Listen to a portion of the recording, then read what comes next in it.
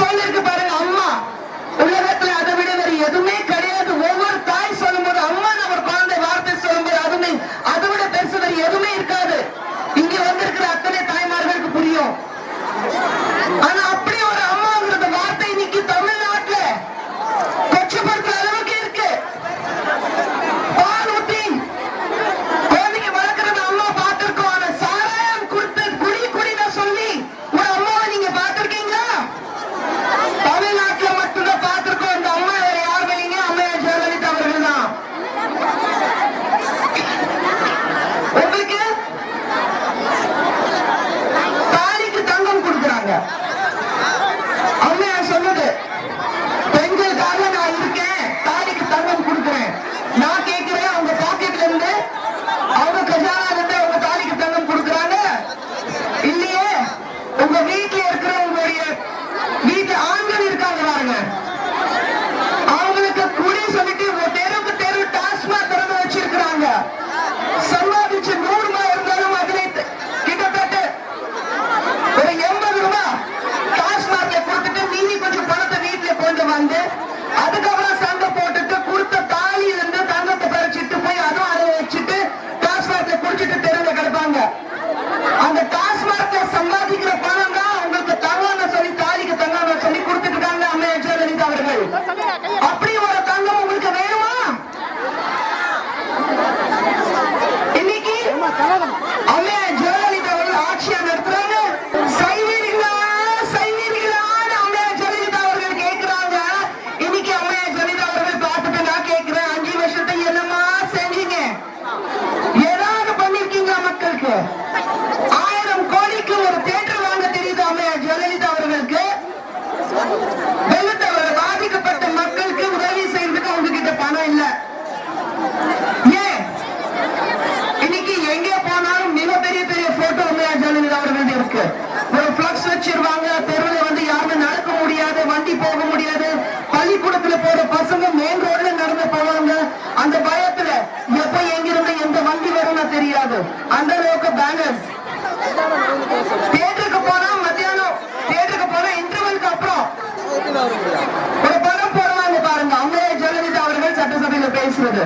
பின்னாடி ஜார அடிக்கிறதுக்கு எல்லா மந்திரிகள் டேபிள் தட்டிட்டு இருப்பாங்க. அப்படி என்னமா சாதிச்சிட்டீங்க நீங்க?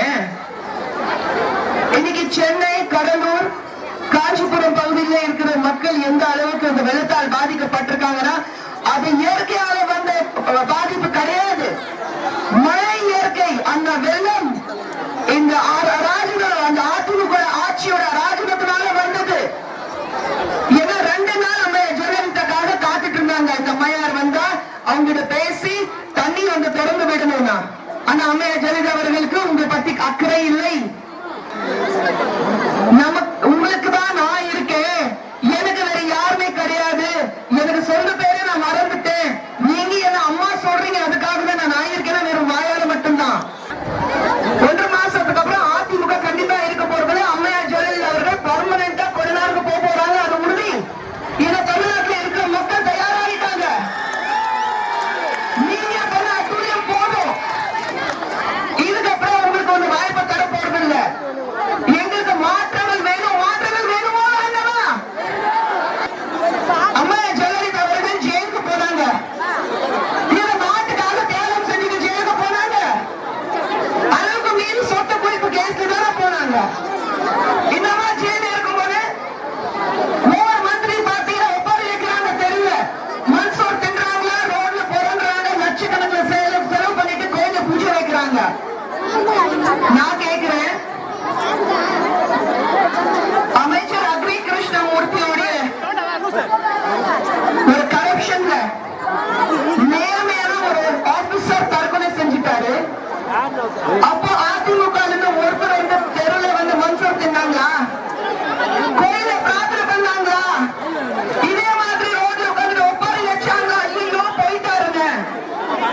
அக்ரி கிருஷ்ணமூர்த்தி இன்னைக்கு சிபிசிஐல வந்து வெளியே வந்துட்டாரு. ஆனா நாங்க கேட்டுட்டு இருக்கோம், சிபிஐ இன்கொயரி வேணும்.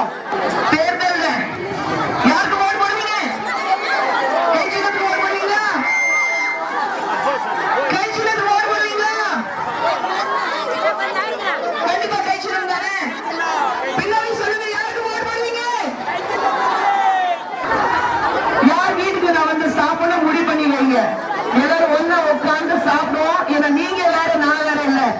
நம்ம எல்லாரும் ஒண்ணுதான். நம்ம எல்லாருடைய நம்பிக்கை இந்த கை. ஒரு பெரிய மந்திரி ஒரு பத்திரிகையில் போட்டிருந்தான், வளைந்து கும்பிட்டு கொண்டே இருக்கிறார். அந்த பத்திரிகை நிறுவனம் சொல்ல, அம்மா போய் ரொம்ப நேரம் ஆச்சுங்க, நிமிருங்க. அடே அப்புறம் தான் அவன் நிமிர்றான். வருமானம் இருக்கிறது, வளைந்தால் என்ன?